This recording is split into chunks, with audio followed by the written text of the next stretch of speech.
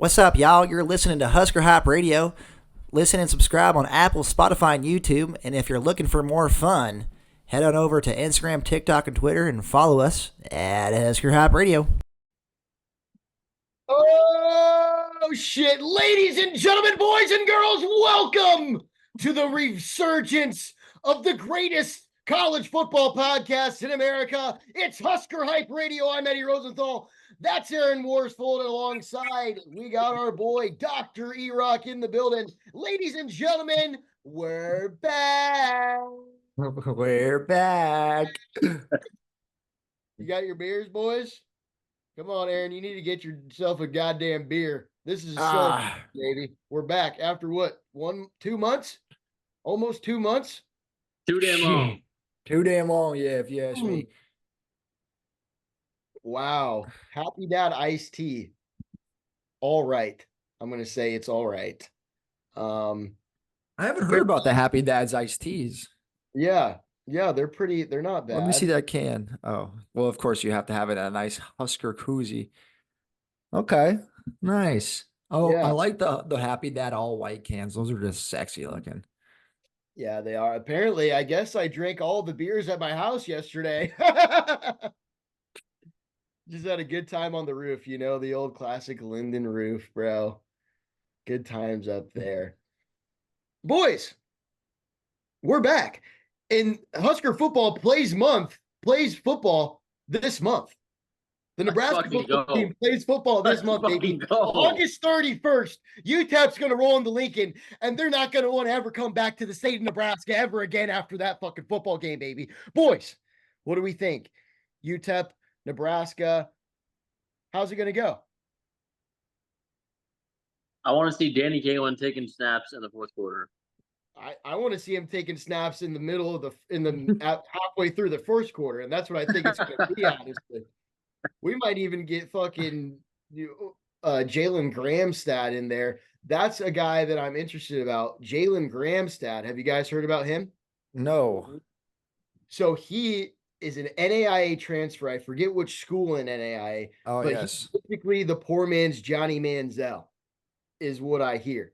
NAIA Player of the Year, 2-time national champion, I guess, or he won the national championship last year for sure.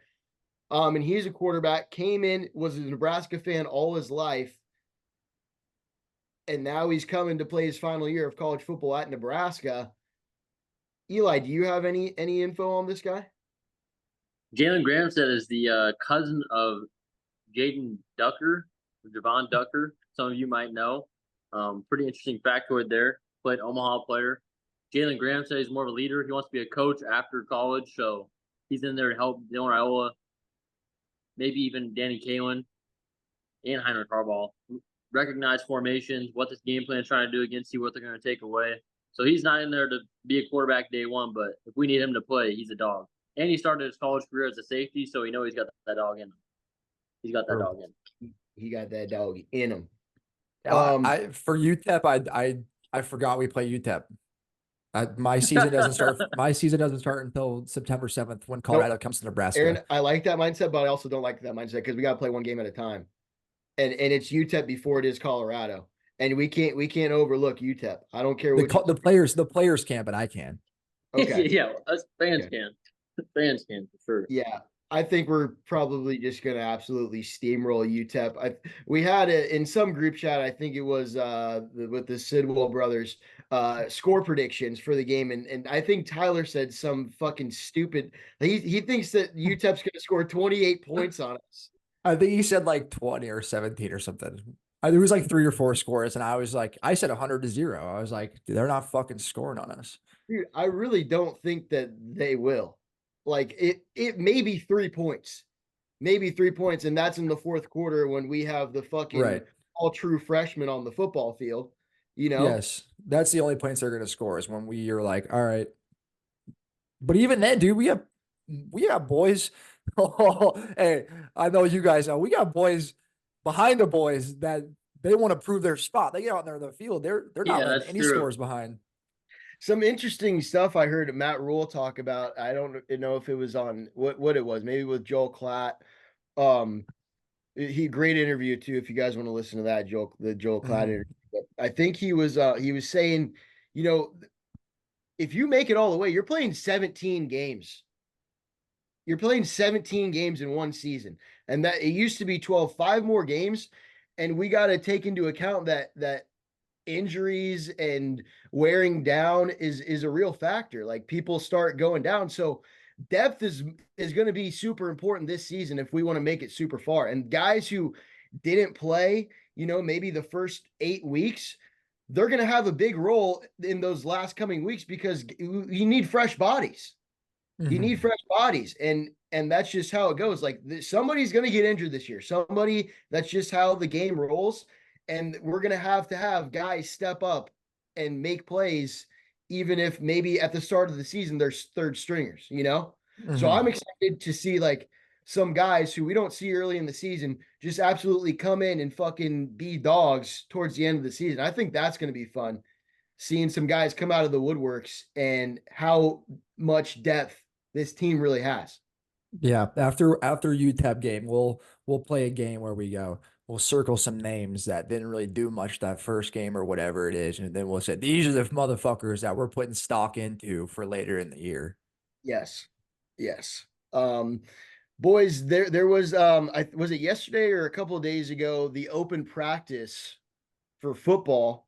I think it was uh funded or a little thing for 1890. So all those ticket sales went to the NIL collection, which I think is pretty cool. Did we go, Eli? I did not go. I did No. not go. What the fuck is your problem? I've been funding 1890 for multiple months now. I have well paid my way. I Eli's think Eli's paid a Nebraska Cornhusker. I think I Him. told you boys I paid a good amount of money towards this fucking football program for When me. you For when you me. crunch those numbers, like because you've bought in like X amount of beer, like do you actually know how much that goes back to the 1890? All of it goes back to 1890. It's not all football, but it's all 1890. Um, you can, if you donate, you can choose specifically for football, which I have done. But 1890, I've bought 2 6 packs every weekend at least. In the Hy-Vee near me, I want to see their numbers on 1890 beer, see if I'm the highest buyer or if somebody else is. Because if they are, I'll raise it up. I'll drink more.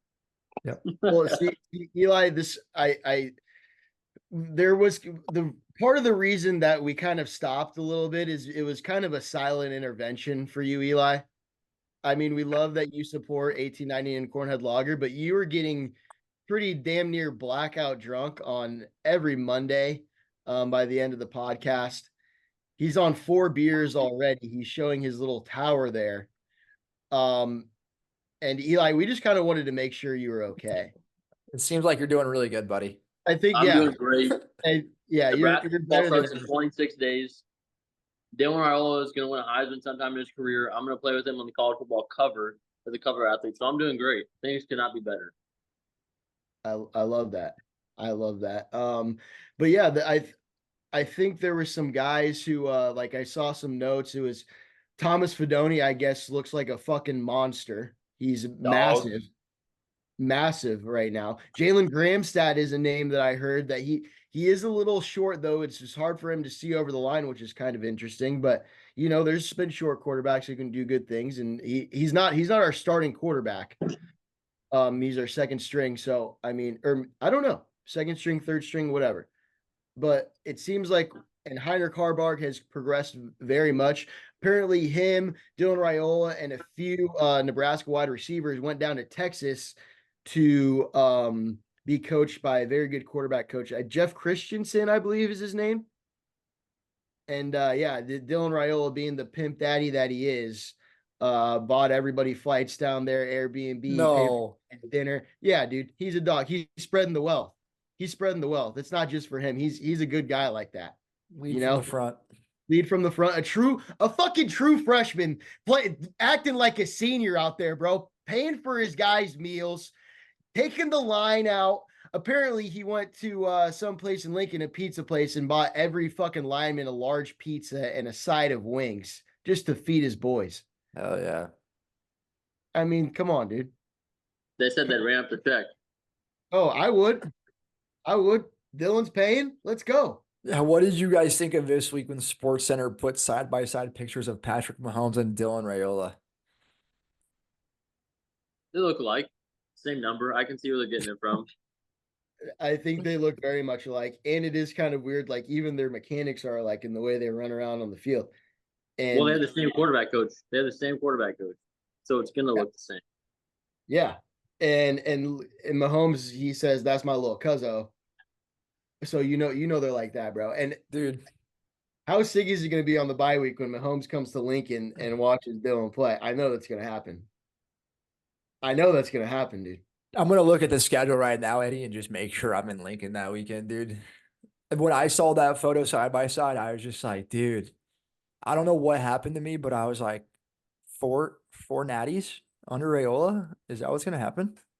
Yeah, And then yes. yeah. At least we're making the playoffs this year. I know that 100%. I do have a question for you guys, and this is the one thing that's not current news that we missed. This Evan Cooper situation. I've been trying to do research about it. Do you guys know? So he resigned as he was cornerbacks coach, D-backs coach slash passing game coordinator. What is the story? Why did he resign? That one's a doozy, bro. I don't know. Is this Matt Rule kind of maybe asking him to resign to get who is his replacement, John Butler, a defensive backs coach for the Buffalo Bills? Eli's shaking his head right now. What is that? That's a no. He's getting paid $700,000 a year to coach cornerback for a college football team. He is not just leaving that job because Matt Rule asked him to. He definitely did something. The only information I listened to every podcast about Nebraska football that during that time. The only information is that Steve Sipple and John Callahan, we got a news report from some news station back in January about a story that was not credible enough about Evan Cooper in it to report it. And then 3 months later, he resigns from his job, which only happens if A, you're going to get fired, or B, you have something personal going on. So it could be either of those, but I'm leaning more towards something happened because why would you leave that job at So this time? so you're but what are you so are you implying then that Matt Rule maybe told him, hey, He broke either the standard. He broke the standard. The standard is the same for everybody in Nebraska football right now, which is great. If you break the standard, you're not allowed. okay. It is what it is. And do you think that John Butler this is an upgrade, right? The only reason I say it might take time is because relationships with 17, 18-year-old kids is so important, and Evan Cooper had that time to develop relationships. Where this guy's coming in, he's used to the cutthroat business of the NFL. He might not be so familiar with relationships. It might be a little harder for him to do. But That's talent-wise, I think he's a more talented defensive back coach. well, I think he's coached with Matt Rule in the past at Baylor. So he's been a college coach before. Yeah. He was defense coordinator for Penn State, and he coached him when he was playing at Temple. Wow. This I Yeah. did not know. Defensive coordinator at Penn State, Johnny B. Let's go. That's pretty sick. I think that it's got to be an upgrade, dude. Evan Cooper was a good coach, but and also, I mean, we didn't really see any defensive backs. Like it was weird timing. It's in the middle of the summer and the season's coming up, and that's just not really when you want to lose a coach, you know. But I think that's the best situation possible. We handled it well that we got John Butler. Yeah. Yeah, I feel like the lack of information leads me to side with Eli on this one that something happened and that he just had to leave. Yeah, yeah. Um, Big Ten Media Days, we missed all that. We had Ty Robinson, Ben Scott, Isaac Gifford. Do we have any takeaways from Big Ten Media Days, fellas? Them boys are media trained. They don't let anything out of the house. They're there. They got their answers in their head already. It's pretty standard. I mean, it is what it is. Everybody knows. Keep sleeping on Nebraska. We're coming. Pretty excited about what we got. Let's see what you got. Yeah, I really don't think that there was any huge takeaways as far as how, like they're not going to be talking schematics or anything like that. It's just kind of show your face for Big Ten Media Days, say, hey, Nebraska's here to play this season. Don't count us out. And all those three guys, I mean, Ty Robinson and Isaac Gifford came back to fucking prove something. Mhm. That's like those guys could be NFL players this year, but they're going, hey, Isaac Gifford, especially, my brother played here. I'm a fucking Husker fan since I was born. I got to do something for this state, for this team. One state, one heartbeat. Let's go in there and show America that Nebraska is a fucking team to be reckoned with. And you don't fucking count us out for shit, baby. Amen. It's Big Red, brother. The It's funniest coursing thing through our that veins. the funniest shit that happened at Big Ten Media Days, did you watch or did you see like the clip of the UCLA new UCLA. head? Yes, the new UCLA head coach. He basically walked up there, and I heard somebody else say this. I'm gonna steal this. He walked up there like it was a presentation that, like a class presentation group that you did nothing for, and it's your turn to speak. And he's Yeah. like, "I'm with UCLA. I'm just happy to USC. be here, man." Yeah, he's We're in like, Los Angeles. yeah, Yeah. we're in Los Angeles. It's Oh, us and shit, USC. buddy. Wait, you guys are in Los Angeles? Oh, no way. Yeah. UCLA? What?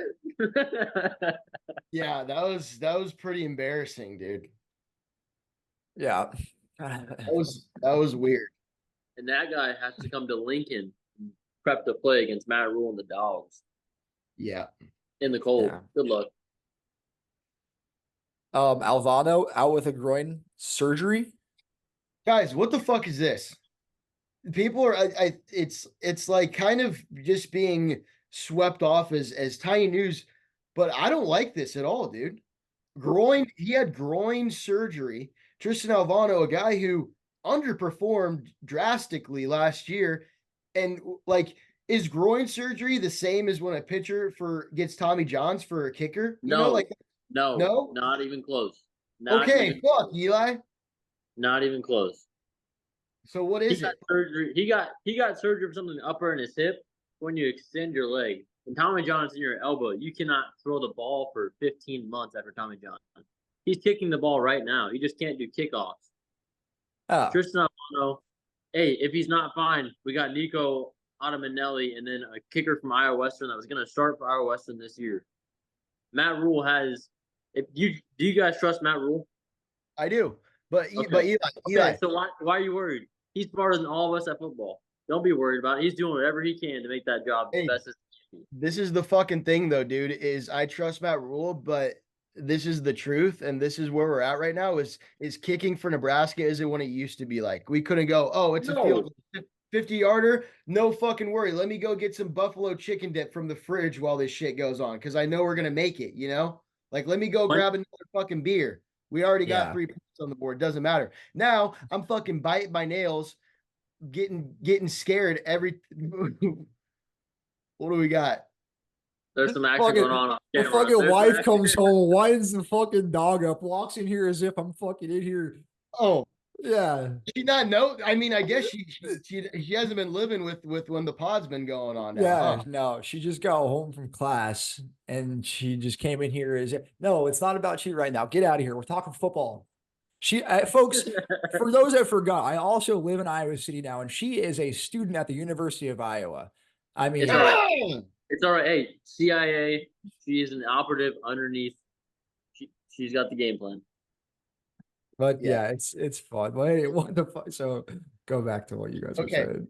So what I'm saying, dude, is I don't know if I trust Alvano right now. Him coming back from an injury, and what's that going to do to your mind, bro? Yeah. When you go, like, yeah, maybe it's not as big of a deal as what it is for a pitcher with Tommy John, but dude, you had surgery on your fucking groin, and if that's in your head, and he had mental issues last season, and with a surgery on top of that now, if that's it, like, I don't like it, dude, and I think that as much as I want Alvano to succeed and I want to root for him, I don't know if we can trust him right now.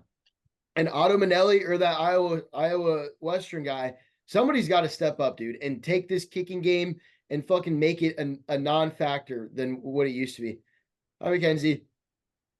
She can't hear See, you. I agree with you, but when was the last time that we could rely on a kicker that could make a 50-yard field goal?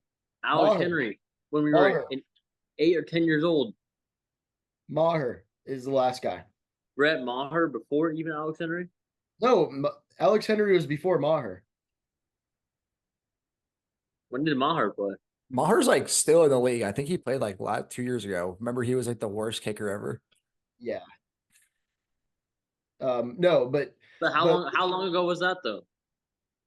I don't I don't fucking know, know. dude. Like, Fuck, That dude, was a look it long time up. ago. My point is that was a long time ago. Matt Rule will get this figured out.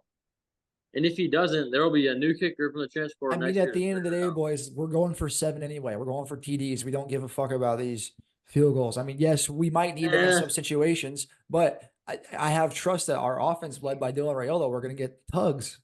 and I do too. But my counterpoint is that our whole offseason trend has been chasing 3, which is literally a field Oh, goal. And our field goal exactly. kicker is hurt. So I do agree with that point for sure. touche. That's touche. That's tough. That's tough. Exactly. The one score games that could have been won if we would have made some fucking field goals in these past 5 years is fucking ridiculous. And Kicker's it hurt. needs to be fixed. And I don't want to question mark this coming up into the season. We're close, boys, and we need that spot filled and something to not be worried about. And I'm fucking tired of it, dude. I honestly am. It Yeah, pisses me off. I It take my ticks me take off. back. When I heard that news, I was fucking pissed off. And it's getting me Yeah. pissed off right now. I can see where you're coming from. It's been a problem. And Yeah. I don't want to sweep it under the rug. Matt Rule will fix it. Matt Rule, no, dude. Somebody needs to step up. Matt Rule can do all he wants and get the guys, but if you're not mentally healthy and fucking 100% physically healthy, they didn't even put him on the 120-man roster for fall camp. What the fuck does that mean? It means that they took him off the roster for a week. Some other walk-on's getting a tryout at cornerback that's white, looks like me. He's getting a fucking tryout to go be a dummy. And then next week, Avon will be back on there. It's a minor surgery, something in his hip. It'll be fixed in a week. He'll be back. He's already kicking field goals. He's kicking field So goals, here's right? my question. Here's my question for you, Eli. Do you believe in Alvano this year? That's tough. But I believe in him more than the kicker we had last year. Alvano is a year improved. When I watched him kick the 360-yard field goals at Memorial Stadium in Westside for the state championship, I was like, that dude's clutch. He's got that dog in him. So I'm not going to fold on him yet. I folded on Bryce Benhart last year. He's one of the best tackles in the country this year. So I'm going to stick with Alvano. If he proves me wrong, it's a bad take. How about that? Let's switch over to the offensive line. Something that we left tackle, I guess there's kind of a big race between Teddy Prohaska and Turner Corcoran. And a lot of people are saying from that last that open practice, Turner Corcoran went out with the starting 5. And I guess he's a guy that he's a little mad. He's a little mad that people have been fucking counting him out. Whenever I see 69 and it's a penalty flag and I say, is it fucking 69? You know how many times he made me freak out last year? Like a lot. Yeah. And about 80-90% of the time when it was a flag on the offensive line, it was Turner Corcoran. So maybe that's a good thing. Having some a chip on his shoulder, needing to prove people wrong. It's competition. Competition at arguably the second most important spot on the offensive side of the ball. On the team. And it's either Turner Corcoran or Teddy Prohaska. And those guys coming in, Turner Corcoran was a 4-star. Teddy Prohaska could have went to Alabama. He was like, that was his top. Yeah. He's a Nebraska kid. So I'm excited about the line this year too, man. And all the guys are coming back. There's going to be no like true freshmen or anything. It's all guys that have game experience. Yeah. Our boy TK, hopefully we'll see him in there a little bit. I love to see that. He looks freaking massive. David Sanders, he was kind of with him on the whole recruiting visit, talking to him, pretty sick. I think my Nebraska offensive line for the last like 3 years is, I feel like, truly been abysmal, just awful. So, and I feel like it's been all these same dudes named Ben Scott, Bryce Benhart, Teddy Prohaska. They've been around for like 3, 4 years now. It's just Ben like the Scott, same name where you just have that bad taste in your mouth, but it'll be fine this year. We're gonna be all right. Ben Scott has only been here 1 year and he's good. I feel like I never had any problems, Who was the guy before Ben Scott? but Cam Jurgens. Camp Jurt? No, fuck. He was also good. he was good his senior year, I'd say. Who But was he's who gonna be was the starting center for the Eagles this year. Yeah. Yeah, no, he's good. I'm trying to think of the motherfuckers that were on our team. Scott Frost, second to last year. We were just getting penalties There was every the god. offensive tackle from Montana State that we got from transfer portal. He was dog shit. But Turner Corcoran was a starter. Trask was a starter. It wasn't good.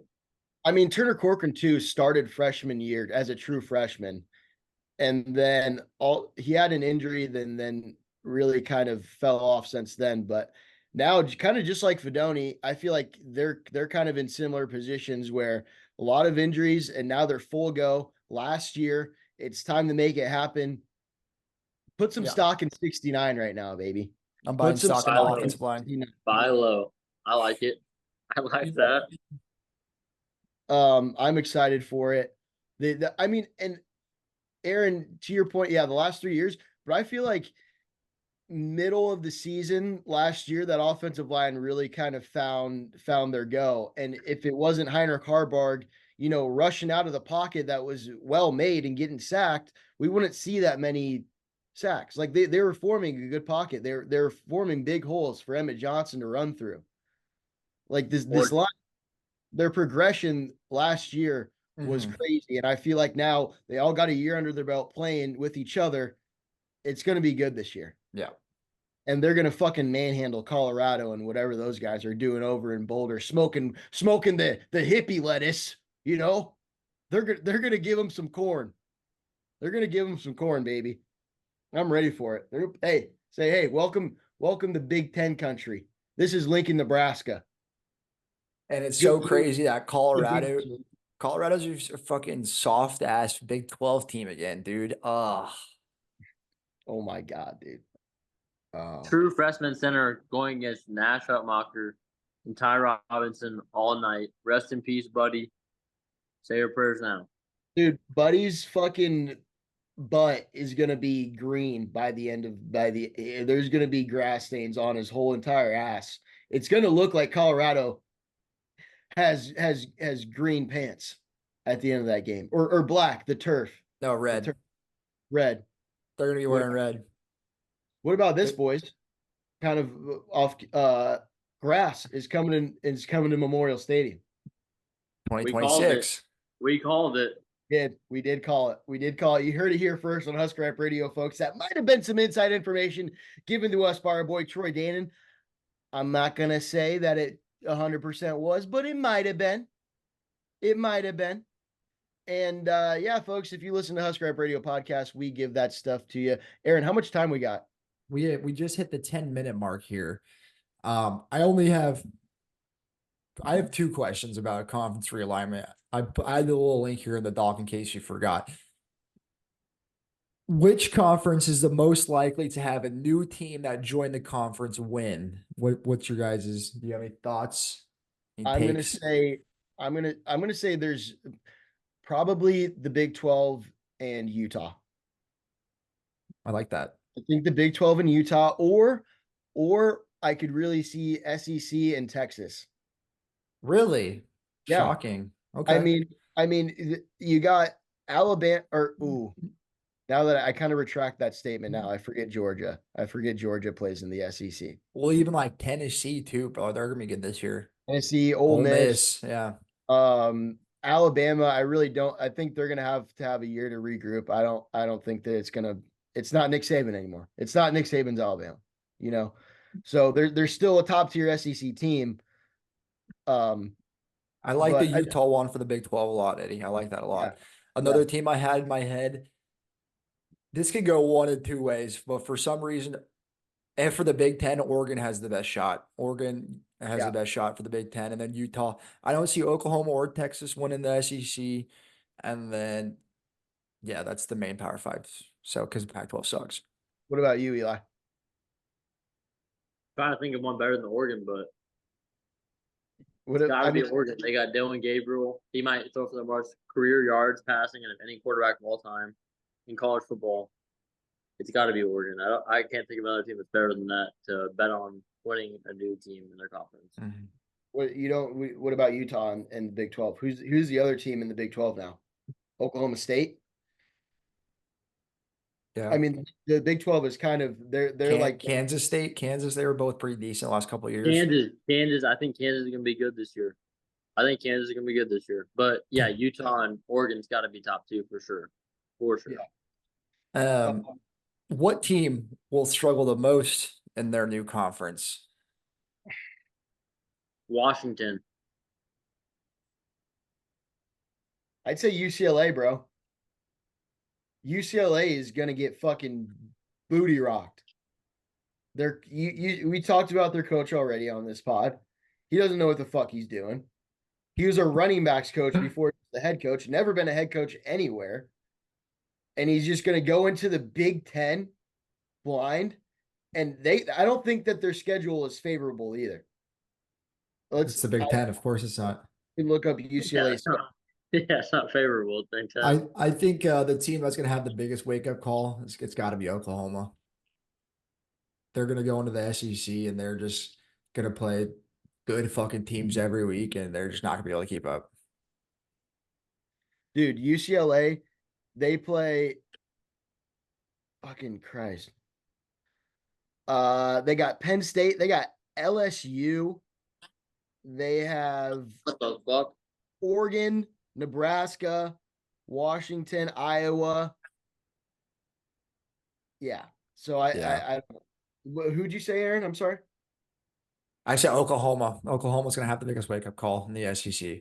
Yeah, I mean they lost Dylan Gabriel. Colorado. I don't know. I Did they don't, join the conference? I don't know because the Pac-12 was kind of feisty last year. Oregon Yeah. State, Oregon, Washington, Washington State, all the teams were pretty salty at the end of the year. But the Big 12, like to your point earlier, like there's only like 3 teams at the top that are on like contenders. Yeah, it'll be interesting. I think this is gonna be the fucking with the 12-team playoff, bro. This is gonna be one of the greatest college football Yes. seasons. I think college football is on the rise. It's up. Yeah. And it's a perfect time for Nebraska to just start getting up, dude. Get a little confidence, get in the playoffs. And And maybe fuck around and win it all, dude. Who knows? Who knows? And speaking of on the rise, I have been playing college football 25 quite a bit the last few weeks. I started off as the offensive coordinator at Nebraska. We didn't do very well, boys. We didn't make a bowl game. Head coach got fired. They gave me the option to stay. I said, you know what? I'm going to Akron. Head coach at Akron for 4 years, 3-time MAC champion. And then I said, you know what? It's time for me to go to a big time school. So now I'm at Florida State. I have yet to play a game as a Florida State offensive coordinator, but I'll let you guys know how it goes. Aaron, I'm gonna tell you, dude, if you want to fucking play as Nebraska, you can't fucking lose as Nebraska. I know, that's why I had to leave because I just you sent us a video, you lost to Colorado. shut the fuck up. Shut the fuck up. What the fuck is that, dude? What the fuck is that? I know Eli here is probably winning 80-0 against everybody. I'm playing on Heisman mode, bro. We need to connect on play calls. I will be your offensive coordinator. Okay. I like that. We cannot be losing as Nebraska. We need to restart this. Akron? What are we talking about? Akron? I'd rather have a play at Akron than fucking lose it's fucking Nebraska, dude. I made it to the college football playoffs 3 times, made it to the championship once, bro. Lost though to Georgia. Or no, Wisconsin. I lost to Wisconsin, bro. I've yet to play. I haven't played yet. Yeah, we'll get playing. We have 2 minutes here. Let's round it out. We had some HHR. I want one thing. That I kick Northwestern out of the Big Ten. Kick Northwestern out of the Big Ten with that sorry ass field hockey field that they're playing on. That's fucking bullshit, dude. That's bullshit. And that should not be in the Big Ten. If you want to play in the Big Ten Conference, you better you go play at Soldier Field in Chicago. Go do something. But don't get my Cornhuskers on a fucking field hockey field to play football, all right? That is not okay. That is not okay whatsoever. I fucking hate that. That's all I gotta say. Western. Fuck them. No, Eddie, you have the floor again. We have HHR changes, and I think that you're the one that has to speak on this. HHR changes, boy. Folks, Costa Mesa, California will no longer be the headquarters of Husker Hype Radio. Eddie Rosenthal, is moving to Denver, Colorado, September 2nd or 3rd. So there will be one more Husker Hype Radio live in Costa Mesa, California with DJ Faders. I want to be going to a lot of Husker games too. I'm going to be going with Aaron and Eli. Husker Hype Radio live. You're going to love it. So that being said, DJ Faders and the California boys will be taking over those podcasts. You got to love it. Those boys, they're excited. They're ready. Smoke machine lights, the whole 9 yards. It's going to be there.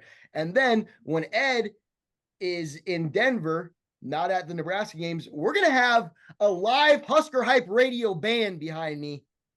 Liquid Chicken is going to be the Husker Hype Radio band. We're going to have drums, guitar, singing, halftime show. It's going to be fucking electric. Hell yeah. That's all I got to say, boys. But I'm excited to go to games with you guys. It's going to be fucking great. Come say hi if you see us. You know, we'll take pictures, autographs, whatever. You better have a Sharpie because I probably won't have one. But yeah. Nice. Eli, do you have any? I'll sign your tits. Eddie will sign your tits. I have no problem doing that at all. Baby's head, whatever. I will sign tits. All right. Unless Eli has something, then you can call us out, Ed. 26 days. Go Big 26 days. That's the hype of the week right there, baby. 26 motherfucking days. The big on Lincoln, and we're going to fuck you, Tip up, and we're going to shut them up and send their asses back home on the bus with tears in their eyes. Tears in my eyes, too, because I get to watch the football play in 26 days, baby. As always, that was another episode of Husker Hype Radio. As always, bleed red, shit cord, and go Big Red. Go Big Red, baby.